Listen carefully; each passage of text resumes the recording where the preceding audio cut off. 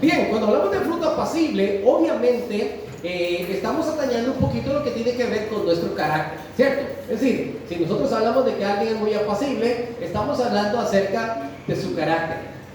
Dicho sea de paso, cuando la gente dice que tiene un carácter fuerte, dice, tiene un carácter fuerte, usted y yo automáticamente nos imaginamos a alguien explosivo, ¿cierto? Esa persona tiene un carácter fuerte, ¿verdad? Entonces, lo más correcto sería decir tiene mal carácter. Una persona de carácter fuerte es aquella persona que puede controlar y dominar su carácter. Entonces es como todo lo opuesto. Dios quiere que usted y yo tengamos un carácter fuerte, en el buen sentido de la palabra, que controlemos nuestro carácter, que tengamos un dominio absoluto de nuestro corazón. Hablar del carácter no es una tarea fácil, todo lo contrario, es una tarea difícil, porque tenemos que decirnos a nosotros mismos que como yo vengo de fábrica, quizás no vengo bien y necesito ser amoldado. Y esto es algo muy común. Cuando nosotros compramos, por ejemplo, una guitarra, que es el instrumento más vendido en el mundo, usted compra una guitarra, normalmente esa guitarra necesita cierto mantenimiento, a pesar de que viene nueva. Necesitamos cambiar las cuerdas, normalmente de fábrica va a venir con unas cuerdas medio malitas, va a venir desafinada, y necesitamos ponerla a tono para nosotros poderla utilizar. Y más o menos es la forma en que pudiésemos ver cómo es nuestro corazón. Cuando nosotros venimos a Cristo, todavía no venimos perfeccionados, todo lo contrario. Venimos deficientes, venimos llenos de la corrosión que hay en el mundo, de la contaminación que hay en el mundo, y necesitamos ir purificándonos. La idea de la apacibilidad tiene que ver principalmente con la purificación de nuestro corazón. Cuando nuestro corazón está puro, está limpio, entonces comienzan a aflorar cosas diferentes a las que normalmente habrían en nuestro ser. Entonces, es una tarea difícil hablar acerca de nuestro carácter. ¿Por qué? Porque nosotros estamos acostumbrados más o menos a tener el control. Es decir, usted y yo vivimos día a día más o menos teniendo control de las cosas que suceden a nuestro alrededor. Usted normalmente dispone a la hora que usted se levanta, y normalmente usted se levanta a la hora que usted decidió levantarse. Para eso puso una alarma y todo lo demás. Pero ¿qué pasa el día en que usted, como dicen aquí en buen panameño, amanece dormido? Dice la gente, ¿verdad? ¿Qué pasa? ¿Verdad? Ya todo se trastorna, porque ahora te toca correr, apurar a los demás, bañarte en carrera, medio desayunar si se logra, y salir huyendo, ¿verdad? Y ya anda uno ahí medio traspuesto, ¿verdad? Un pequeño ejemplo: perdimos el control de algo que normalmente tenemos el control. Ahora, si nosotros perdemos el control de situaciones todavía un poquito más graves, es decir, estamos sin trabajo, o estamos enfermos, o tenemos un problema familiar muy grande, ¿verdad? Estamos viviendo una situación difícil. ¿Me explico? Si perdemos el control de algo que normalmente tenemos el control, la pregunta es cómo vamos a reaccionar. ¿Cómo reaccionamos? ¿Cómo nos sentimos? Allí es donde nuestro carácter comienza a ser puesto a prueba. Ahora, esto todavía estamos hablando de carácter en términos generales. Pero, ¿qué pasa cuando nosotros somos ofendidos? Aquí ya vamos llegando más al tema de la pasibilidad. ¿Qué pasa cuando nos sentimos agredidos internamente? ¿Siente que alguien está hablando mal de usted? ¿Siente que alguien está divulgando cosas que quizás no sean ciertas?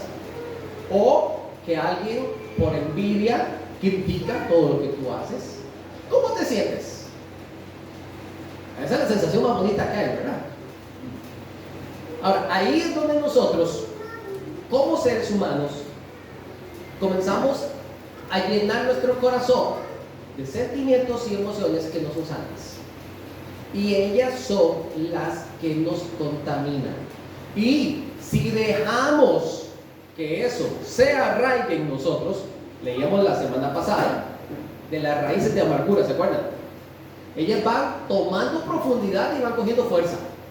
Si nosotros permitimos que esto se anide en nuestro corazón, entonces estamos siendo contaminados. Ya no vamos a ver a las demás personas de la misma manera, ya no vamos a actuar de la misma manera, incluso uno mismo dice, yo he cambiado, dice la gente, ¿verdad? Porque ya no somos quizás como antes. Entonces, ¿qué pasa cuando perdemos el control de las cosas que están a nuestro alrededor? ¿Logramos mantener la misma calma?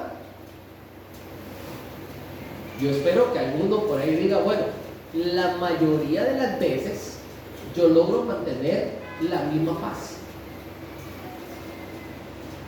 Para decir que tenemos fruto apacible, escucha esto, deberíamos de reaccionar con paz en todos los escenarios que el Señor en su sabiduría nos pone. Miren qué difícil es tener desarrollado o ejercitado el fruto apacible. Yo decía la semana pasada, ¿qué pasa? Por ejemplo, si usted viene manejando y se le atraviesa un taxi, un carro, y todavía se baja el chofer bravo porque usted venía por la vía principal. Entonces, ¿qué pasa en ese tipo de situaciones? ¿Qué pasa cuando usted vive una situación injusta? Yo recuerdo una vez, hace muchos años ya, estaba trabajando en una compañía, unos hermanos de la iglesia,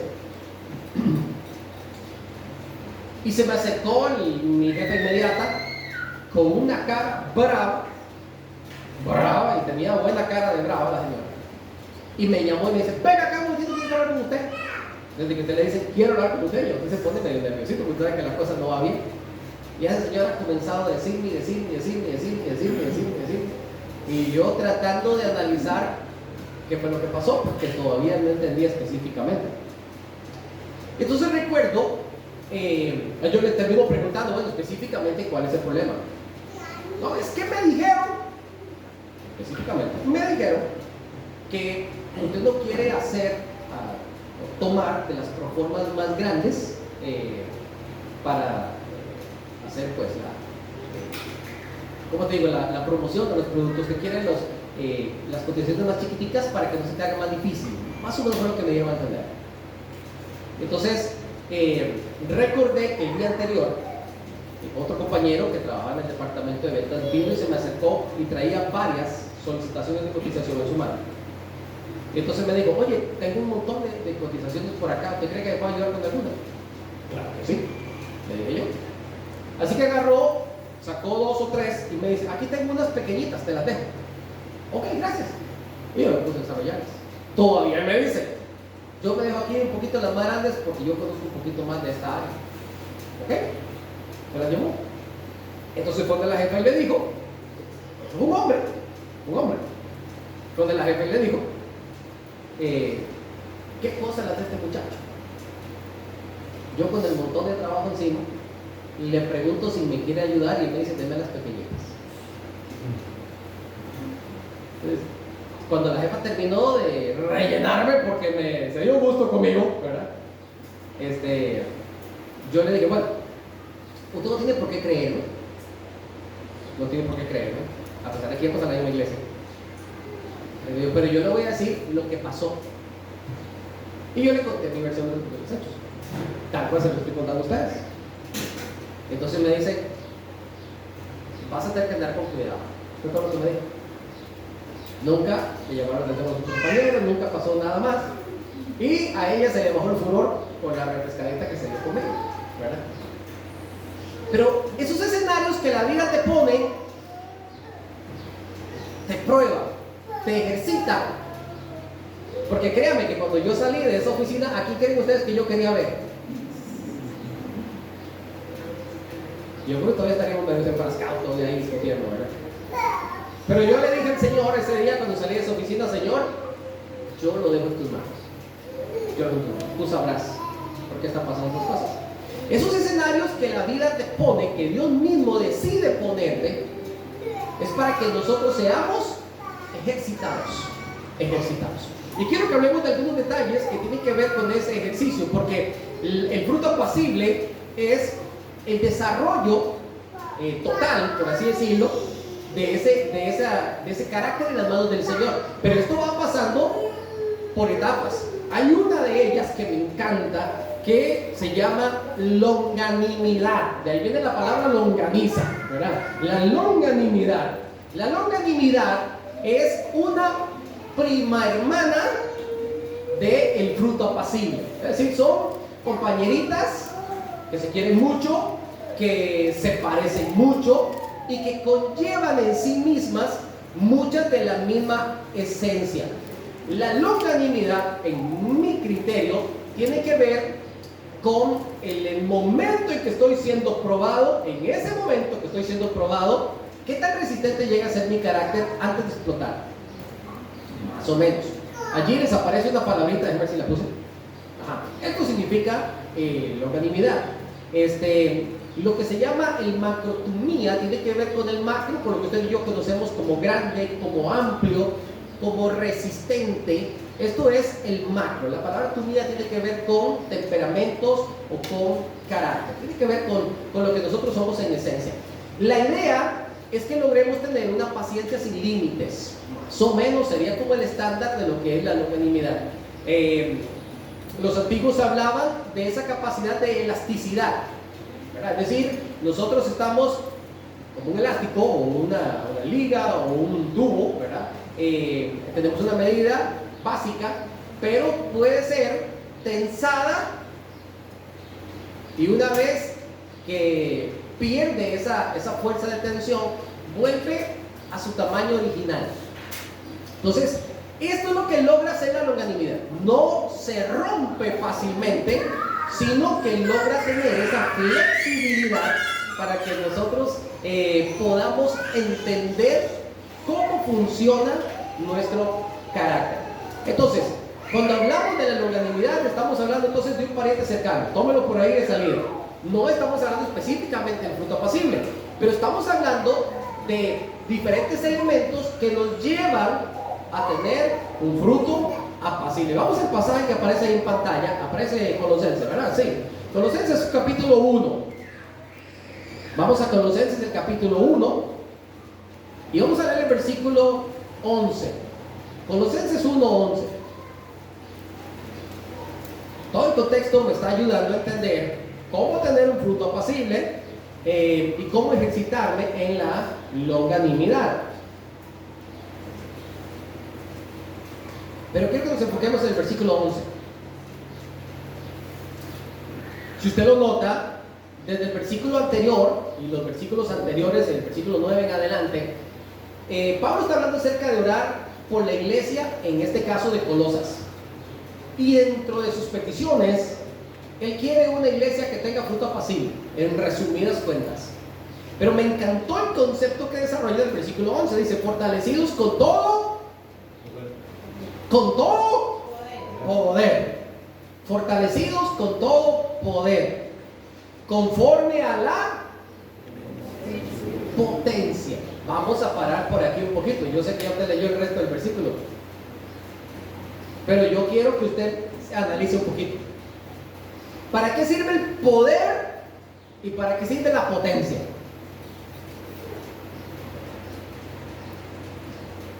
Normalmente nosotros, vamos a ver, tenemos que mover una roca muy grande,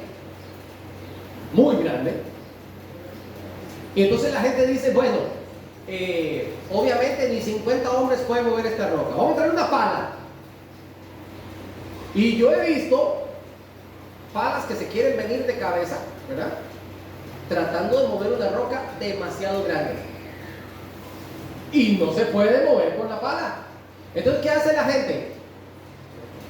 Bueno, tenemos que ir un poquito más arriba. Entonces la dinamitan, ¿verdad? Buscan los sistemas de perforación, la perforan, ponen dinamita en cantidades, esto tiene que ver con una precisión muy grande, hasta que detonan y destruyen esa piedra tan grande.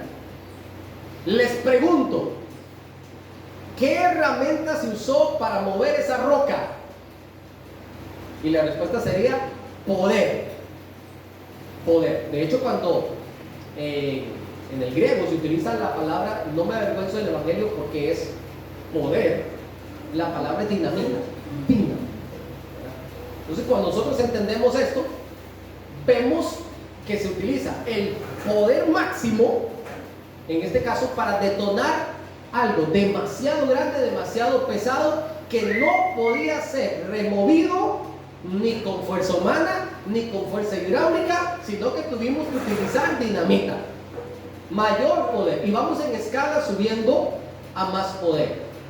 Dios quiere que usted y yo tengamos, que seamos fortalecidos con mucho poder. ¿Cuántos aquí quieren que el Señor les dé poder? Oigan, eso es bonito incluso, ¿verdad? La pregunta es, ¿para qué usted quiere tener tanto poder? Obviamente no estamos hablando de una fuerza descomunal, ¿verdad? Como los Avengers y todas estas películas de Marvel que ahora cada día nos promocionan el poder de una manera diferente. No estamos hablando del poder que se puede ejercer dentro de un gobierno para someter a su pueblo. Hay gobiernos que someten a su pueblo con poder de manera positiva. Por ejemplo, algo lo que ha hecho Bukele, que ha demostrado que a través del poder y el orden se logra minimizar o desaparecer el crimen organizado dentro de un país, cosa que se creía que era imposible. Pareciera que lo que falta no es poder, sino fuerza de voluntad.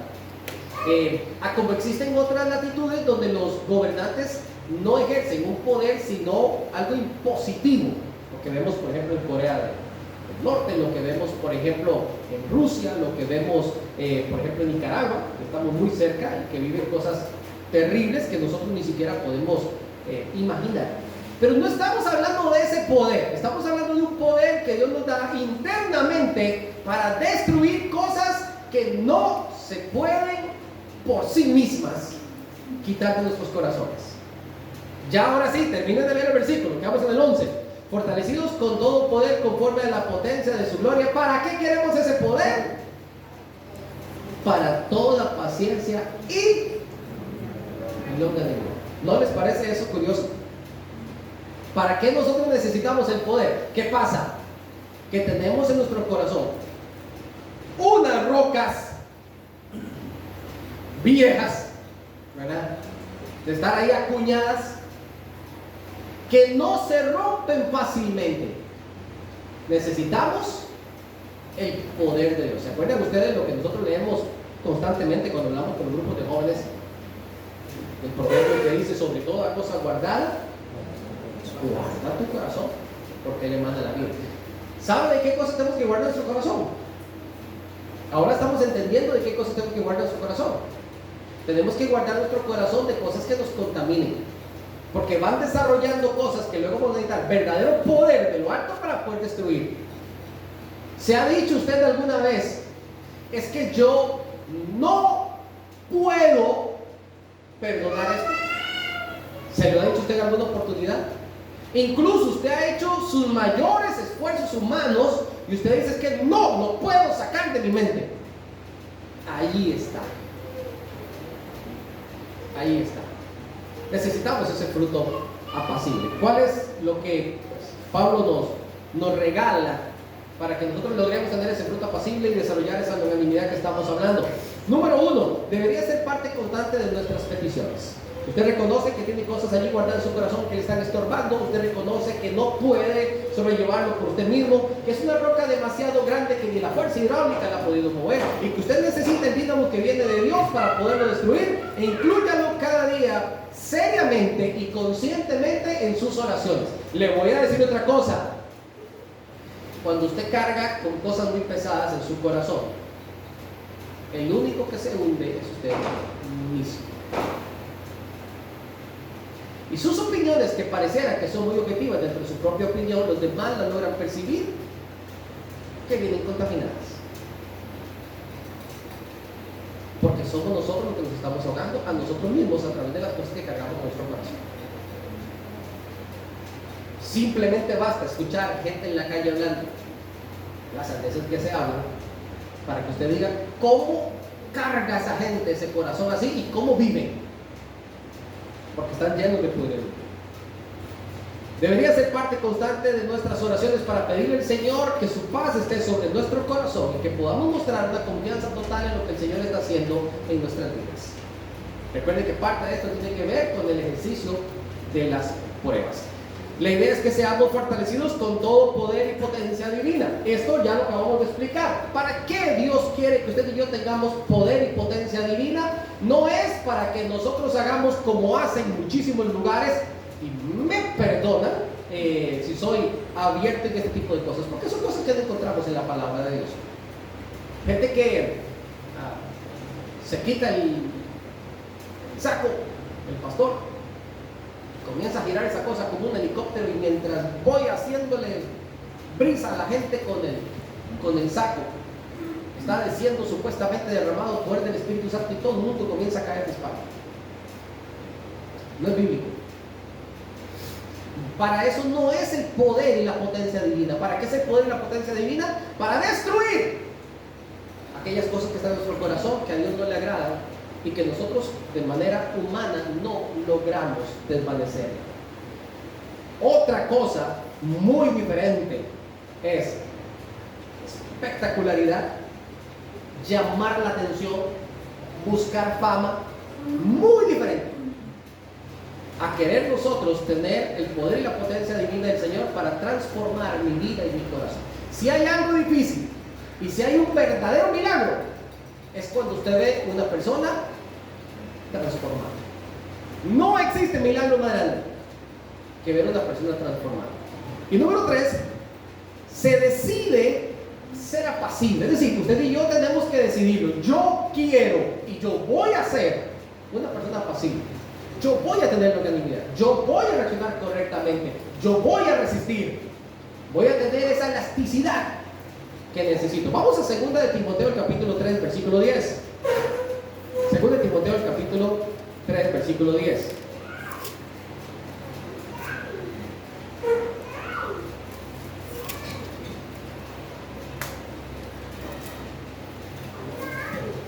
¿Lo tenemos?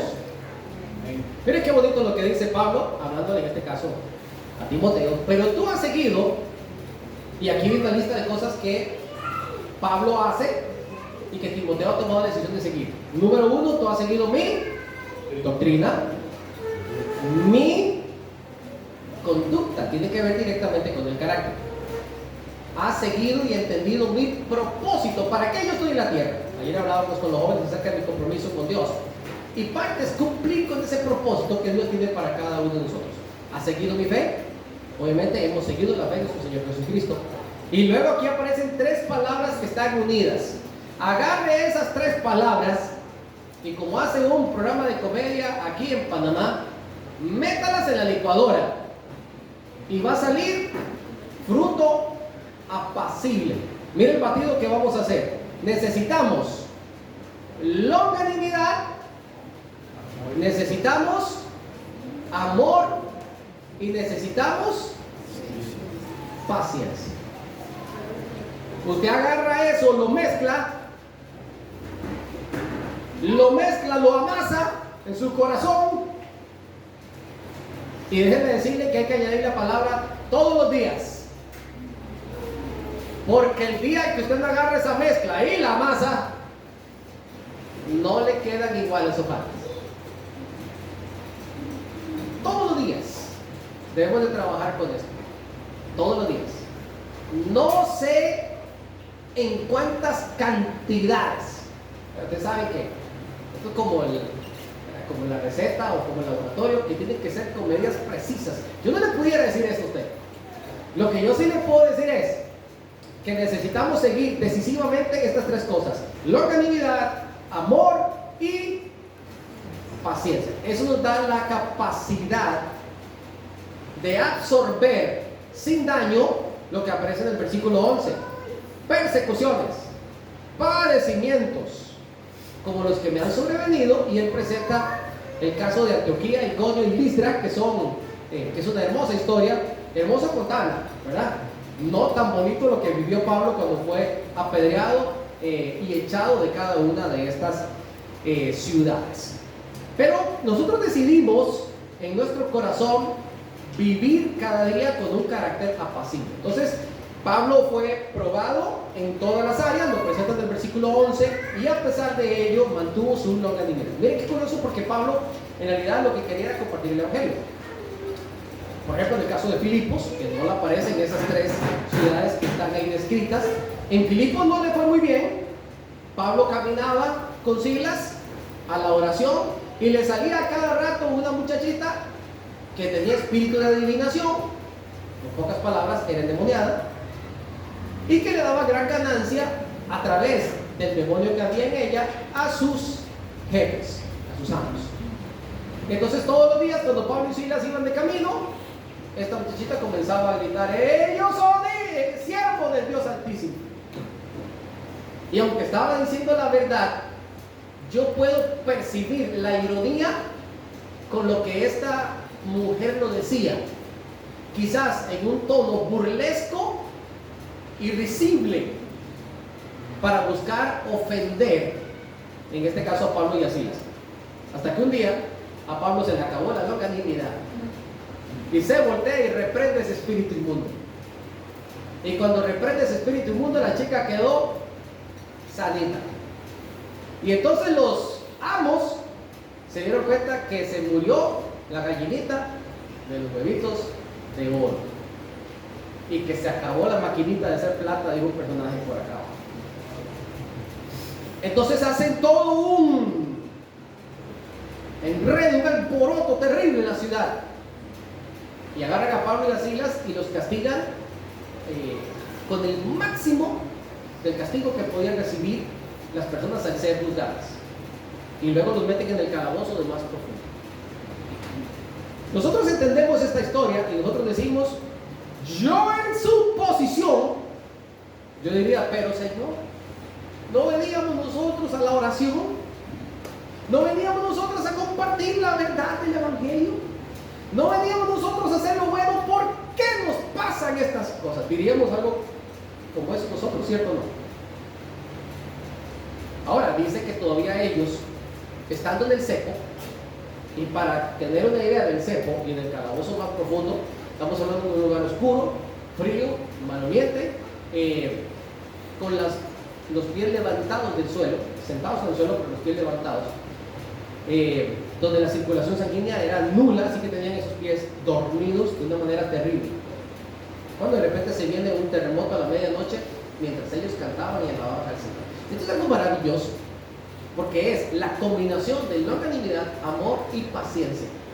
Un conocimiento total del propósito por el cual ellos estaban en Filipos, donde no me importa la circunstancia, yo mantengo mi fruto apacible. Y cuando yo salgo de ahí, no pierdo mi propósito. Salen con el carcelero y lo primero que hacen es presentarle el plan de salvación al carcelero y a su familia. Y a partir de allí se levanta una iglesia en los Filipenses, donde posiblemente entre Lidia y en este caso el carcelero fueron los primeros convertidos en esa iglesia. Y luego nosotros encontramos la carta que se ha denominado como la carta del gozo, cuando Pablo le escribe a la iglesia en Filipos. No hay rencor, no hay odio, no hay deseo de venganza. Hay un propósito definido, combinado entre amor, longanimidad y paciencia, que da un fruto apacible, que me hace vencer por completo la circunstancia para seguir viendo con el mismo amor a aquellas personas que me hicieron tanto, pero tanto daño. Esto solamente se logra cuando somos fortalecidos con el poder y la potencia que viene de Dios. No se puede hacer de forma natural. Entonces, si hablamos un poquito de la longanimidad, esto es un vistazo, tenemos que hablar también de humillar nuestro propio ego. Vamos a 1 de Pedro, capítulo 5, versículos 6 y 7. 1 de Pedro, capítulo 5, versículos 6 y 7. 1 de Pedro, capítulo 5, versículos 6 y 7.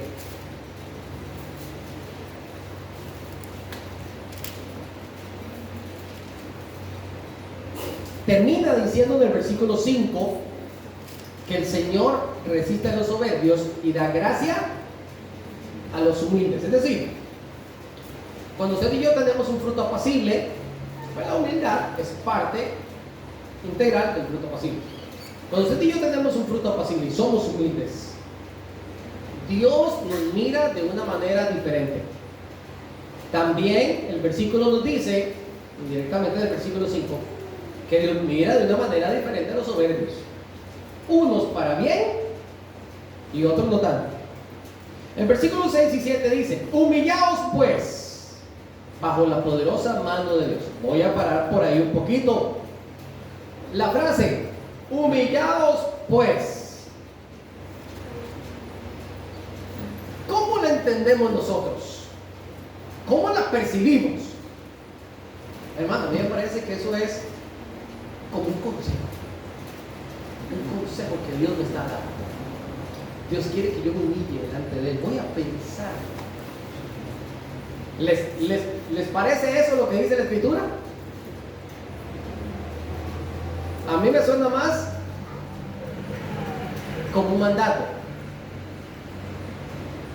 Pero es un mandato no necesariamente tan impositivo.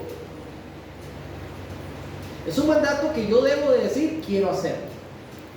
Cuando Jesucristo hablaba con las multitudes, Él decía: si alguno quiere pedir en pos de mí, cuando llegues así, vamos a Jesús cada día.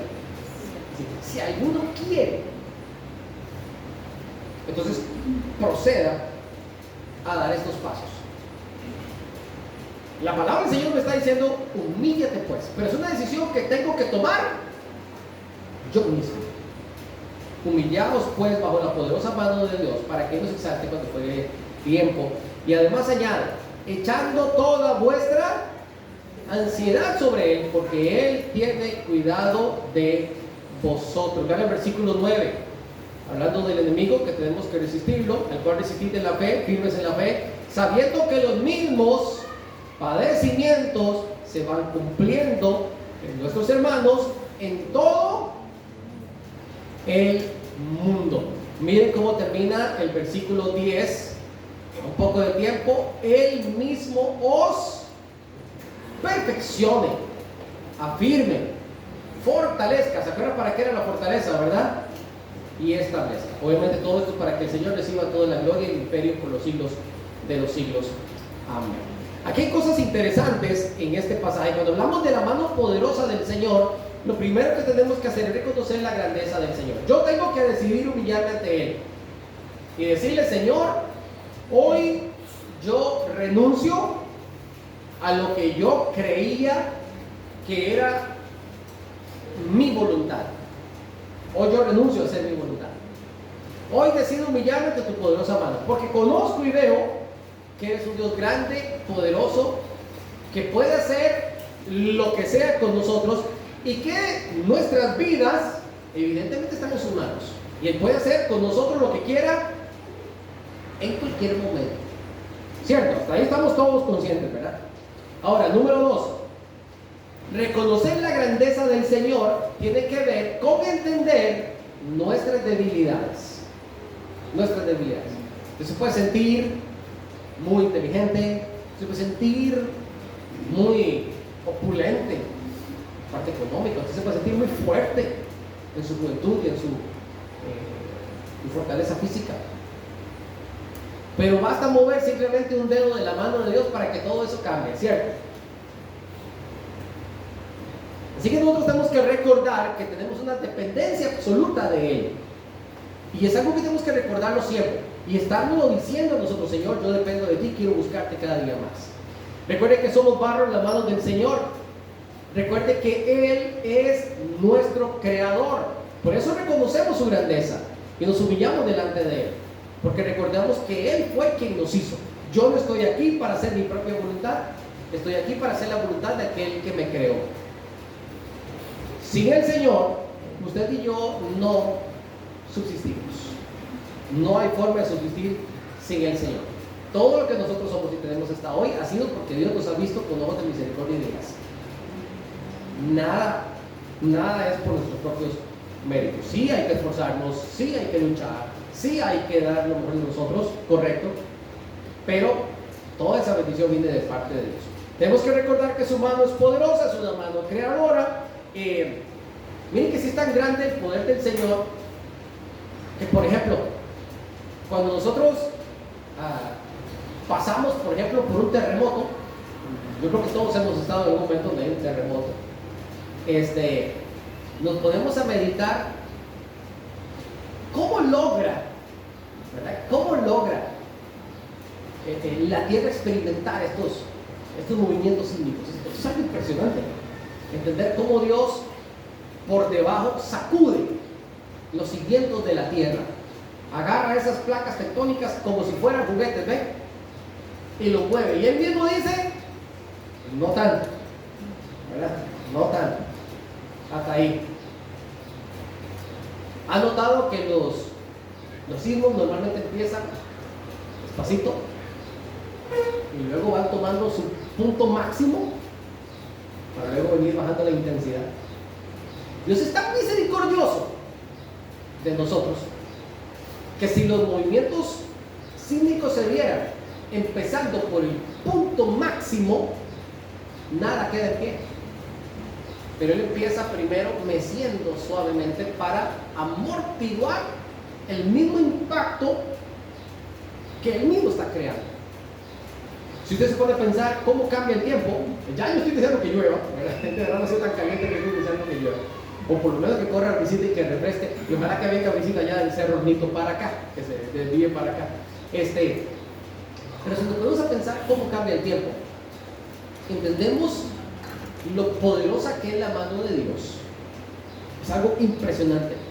Los movimientos de luna, los cambios de marea, cosas que nosotros ni vemos ni entendemos, pero suceden por sí mismas a través de la mano poderosa del Señor.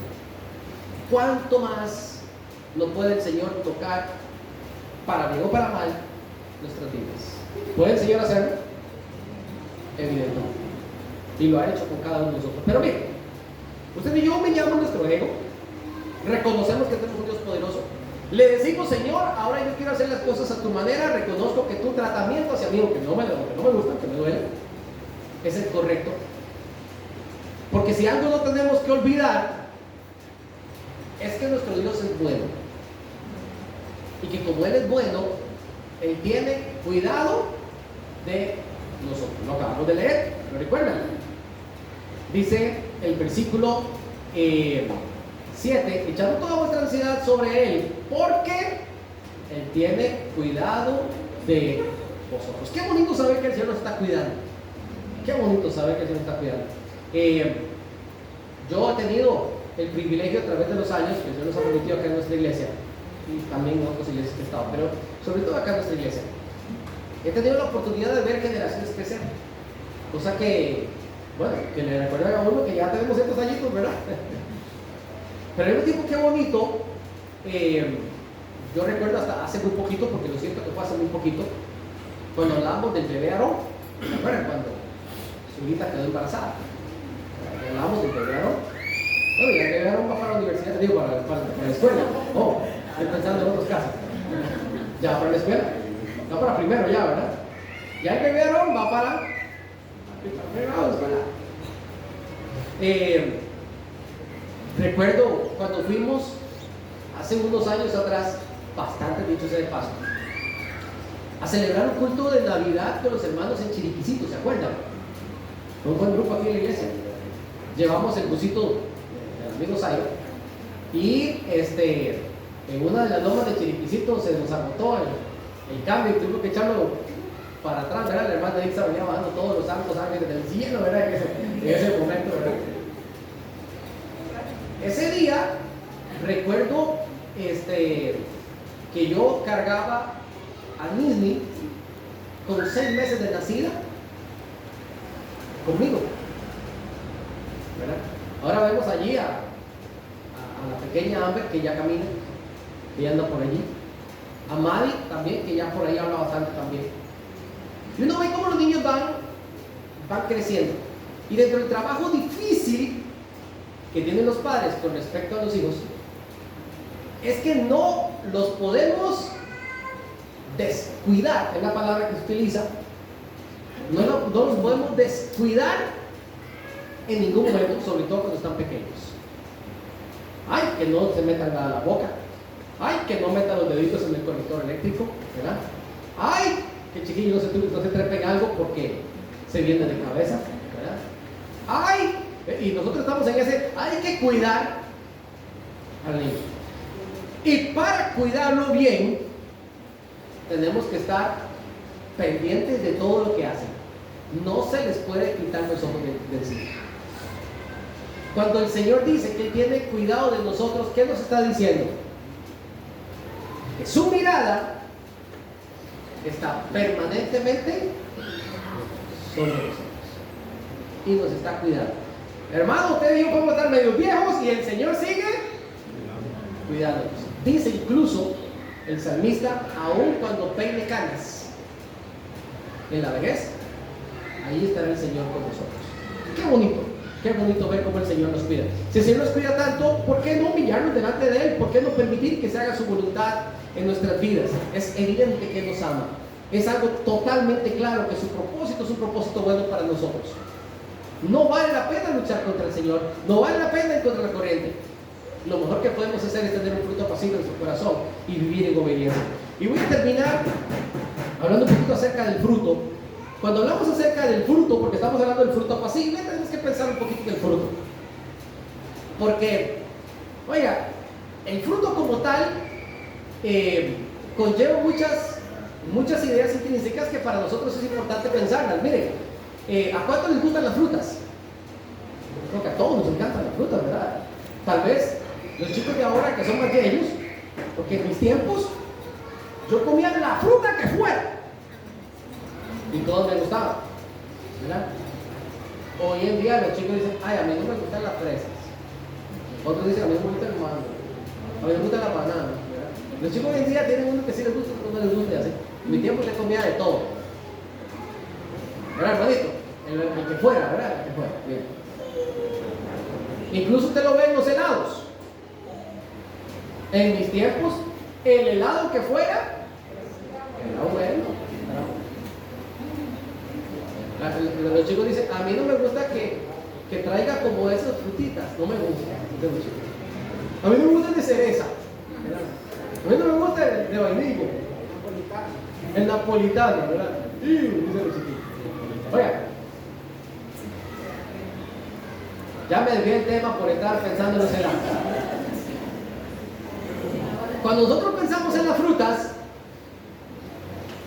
de hecho cuando comenzaron a inventar los cereales, cuando comenzaron a salir los cereales, a ponerse muy populares en los Estados Unidos y todo esto vino para Latinoamérica, dentro de sus publicidad, porque es pura publicidad, que están enriquecidos con 8 vitaminas y hierro, ¿verdad? Porque también hay que poner hierro aparte, es un mineral, no es una vitamina. Entonces ya después ponían vitaminas y minerales, ya no era solamente hierro, sino que también había potasio y que no sé qué. Cuando uno consume una fruta, y por eso es que la escritura habla del fruto, porque no es solamente un asunto de sabor. ¿Cuánto valor nutricional añade a nosotros cuando incluimos en nuestra dieta las frutas? Oiga, se escuchó bonito, ¿verdad? Me salió bonito. Necesitamos incluirlo, ¿cierto o no? Si queremos tener una buena digestión, ¿verdad? No voy a decir algo que iba a decir, pero mejor no lo digo, ¿verdad? Necesitamos una buena digestión, necesitamos entonces comer bastantes frutas, queremos limpiar nuestro cuerpo, queremos mantenerlo sano, ayuda a prevenir enfermedades, ayuda a prevenir los virus, nos mantienen rejuvenecidos, no engordan. Comenzamos a ver un montón de valores nutricionales que pudiéramos incluir a través de las frutas. No es lo mismo comerse una fruta que agarrar un juguito de la tienda que dice que es de melocotón, ¿cierto o no? No es lo mismo. No es lo mismo, ya lo perdió todo. Porque en sí mismo el fruto es una evidencia de vitalidad. Y por eso es que el Señor Jesucristo siempre hablaba con ejemplos que tuvieran que ver con la naturaleza. Porque es un ente vivo. Una planta es un ente vivo que se nutre de esos nutrientes que están en la tierra para poder darnos ese fruto que usted y yo necesitamos. Cuando nosotros estamos hablando del fruto, si nosotros desarrollamos el fruto apacible, es porque usted y yo estamos vivos espiritualmente. Estamos bien arraigados en esa planta principal que nos llena de vitalidad, que es nuestro Señor. Vean lo que dice Juan 15, versículo 4, que es tal vez la principal alegoría que él utiliza en cuanto a lo que es las plantas. Juan capítulo 15, el versículo 4 dice: permaneced en mí y yo en vosotros. Y hace una afirmación: como el pámpano no puede, y esta palabra, no puede llevar frutos por sí mismo si no permanece en la vid, así tampoco vosotros si no permanecéis en mí. Cuando hablamos de vitalidad, es porque el Señor es el camino, la verdad, ¿y cuál es el último? La vida. Y yo les doy vida eterna, dice el Señor. Hemos pasado de muerte a vida. Y cuando nosotros entendemos esto, que el Señor es esa fuerza que nos da vida, usted y yo solamente tendremos un fruto apacible si estamos ¿en dónde? Allí, permanentemente en la vida. Es la única manera. Nosotros no podremos por nuestras propias fuerzas entonces disfrutar de ese fruto apacible si no estamos en el Señor. Cuando usted y yo estamos llevando frutos, es una evidencia constante de nuestra salvación, de que estamos en Él, de que el Señor sigue trabajando en nuestros corazones, de que no ha terminado esa obra en cada uno de nosotros. Dios está manifestando su amor en nuestros corazones. Y cuando estamos llevando frutos, no solamente tenemos una evidencia de vitalidad, no solamente estamos cimentados en la vid verdadera, sino que también es una muestra de que vamos madurando. De que vamos madurando. Miren, a mí me encanta, ahora que hablaba así de las generaciones, de cómo van ellos creciendo. Qué bonito ver a los chicos madurar. Esto es algo maravilloso. Vemos tal vez chicos que en su adolescencia eran un poquito rebeldes, para todo era una cara, ¿verdad? Para todo era un enojo. Qué carácter que tenían, ¿verdad? Usted los comienza a ver con el tiempo, verlos madurar, ya con una actitud más madurita, una actitud más seria, más responsables, ya comenzando a tomar compromisos. Entonces uno dice, qué bonito ver a los chicos ir creciendo, ir madurando. Quiero que veamos los tres pasajes. Vamos a buscar Colosenses 1:10, Efesios 2:21 y 2 de Tesalonicenses 1, versículo 3. Traten de buscar los tres pasajes, pónganle allí divisores o manténganlo con sus deditos, no sé. Vamos a tratar de ir buscando esto. Miren, usted y yo debemos de ser transformados de adentro hacia afuera.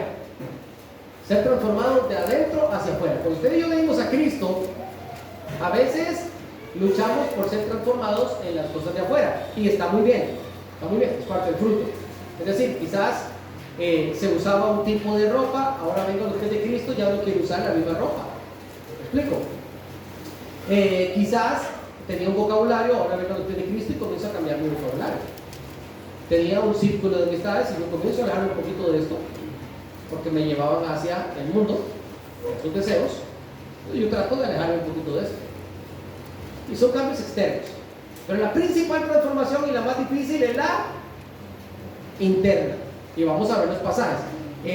Dijimos primero Colosenses 1:10, ¿verdad? Ok.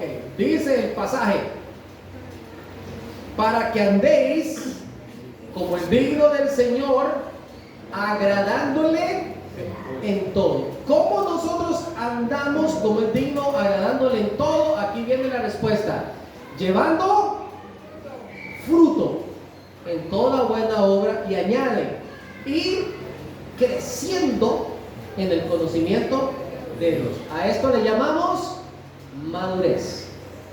Madurez. ¿Cómo nosotros podemos tener un termómetro de que estamos madurando? Estamos llevando fruto. Qué bonito, antes yo no llevaba tanto fruto, ahora estoy llevando fruto. Antes no compartía la palabra, ahora me gusta compartir la palabra. Antes explotaba por todo, ahora tengo un carácter más apacible. Me explico, comienzo a mostrar ciertos frutos de madurez. Antes era muy apegado a las cosas del mundo, ya quiero poner mi mirada en las cosas celestiales. Me explico, yo comienzo a cambiar mi perspectiva. Vamos al segundo pasaje. Efesios capítulo 2. Efesios capítulo 2, el versículo 21. ¿Lo tenemos? Dice la palabra, hablando de edificarnos en la piedra que es Jesucristo, dice: en quien todo el edificio, bien coordinado, va creciendo para ser un templo, y vean qué bonita esta frase, santo en el Señor. Nuestra vida se va preparando, nuestro corazón se va preparando, vamos agradándole en todo y viviendo como es digno, para que su presencia more enteramente en mi corazón. Es decir, yo soy ahora un templo, una morada del Señor, y esto ya se comienza a notar. La gente comienza a ver que hay algo en mí. Ya no está esos 7 espíritus inmundos que estaban por ahí. Ahora mora el Espíritu Santo de Dios en mi corazón. Y el último pasaje que tengo por aquí anotado, este es de 2 Tesalonicenses 1. Miren qué bonito este pasaje. 2 Tesalonicenses, el capítulo 1, versículo 3. ¿Cierto? 2 Tesalonicenses 1:3.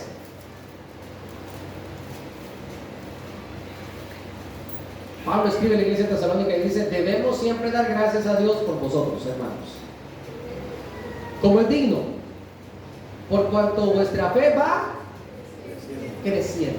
¿Cómo notamos cuando la fe va creciendo? Va también creciendo el amor de todos, y cada uno de vosotros abunda para con los demás. Pasos de crecimiento, pasos de madurez. El fruto, una evidencia de nuestro crecimiento, de que el Señor está trabajando en mi corazón, de que el Señor está trabajando en mi vida, que yo estoy siendo moldeado. Quizás nosotros por muchos años nos manifestamos y nos presentamos de una manera y reflejábamos una imagen de una persona quizás explosiva, una imagen de una persona un poquito amargada. Reflejábamos la imagen de una persona que no quería hacer la voluntad del Señor, que no nos quedábamos callados ante diferentes situaciones, que buscábamos la mínima opción para desquitarnos si teníamos la oportunidad. Pero el Señor comienza a trabajar en nosotros y comienza a verse esas florcitas que poco a poco serán un pequeño fruto que va creciendo. Y ya comienzo a integrar en mi corazón un poquito más de amor, de paciencia y longanimidad. Y los demás comienzan a percibir un cambio que Dios ha hecho en mi corazón. He dinamitado un montón de obstáculos que estaban en mi vida, muy antiguos, que no me dejaban ver las cosas con naturalidad. He comenzado a destruir todo aquello que me impedía acercarme al Señor y ver las cosas a través de sus ojos. Porque vamos creciendo, porque vamos madurando. Y es el anhelo que el Señor tiene para nosotros como iglesia. Que cada día vayamos creciendo y fortaleciéndonos en el Señor, marcando paso a paso con amor y con un fruto apacible, ese evidente fruto de la presencia del Señor en nuestros corazones. Acompáñenme en oración, dígale: Padre, yo quiero darte gracias por esta hermosa mañana. Quiero darte gracias, Señor, por tu bondad, por tu fidelidad, y queremos pedirte que nos fortalezcas. Queremos tener ese poder de lo alto, pero ahora lo vemos de una manera diferente. No queremos un poder para hacer milagros, ni para impresionar, ni para sentirnos superiores a los demás. Queremos de tu poder y de tu potencia para destruir aquellas cosas que en mi corazón no me permiten estar puro y limpio delante de tu presencia. Quiero romper con todo el orgullo, quiero romper con el ego, quiero romper ese mal carácter, quiero romper, oh Dios, con mi arrogancia. Quiero romper, oh Dios, con este aire de superioridad que muchas veces tengo. Quiero romper con mis deseos de venganza. Y quiero comenzar a llenar mi corazón de tu perdón, de tu amor, de la paciencia y de la benignidad que solamente viene de ti, Señor. Quiero que mi fruto sea un fruto vital, un fruto lleno de vida, un fruto donde la principal muestra es que estamos inundados en ti. Lo necesitamos, Señor. Por nosotros mismos no podemos y tenemos que reconocer. Así que, Padre, te doy gracias. por esta mañana, por lo que tu palabra nos enseña, y te ruego que llenes nuestra iglesia de un fruto apacible. No queremos tener una iglesia donde la comunión se destruya por nuestra naturaleza pecaminosa. Todo lo contrario, queremos ver un edificio que va creciendo bien coordinado, porque te vemos a ti, porque queremos ser como tú. Te damos gracias por todas tus misericordias y por nosotros.